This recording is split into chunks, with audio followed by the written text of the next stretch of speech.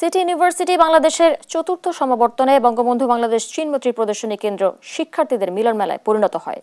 বিশ্ববিদ্যালয়টির শতাধিক শিক্ষার্থী অংশগ্রহণ করে এই সমাবর্তনে।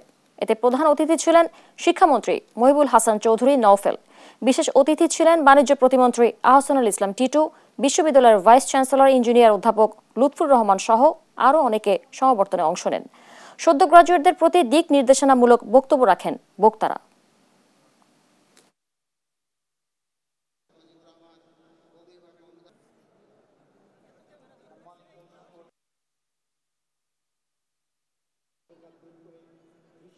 অভিজ্ঞতা নেওয়ার ক্ষেত্রে আমরা যাতে পিছিয়ে না থাকি।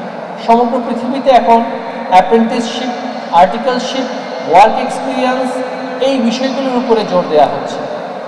প্রাতিষ্ঠানিক শিক্ষার চাইতে এই বিষয়গুলোর উপর জোর দেওয়া হচ্ছে, কারণ এর মাধ্যমে তাদের মধ্যে প্রায়োগিক দক্ষতা সৃষ্টি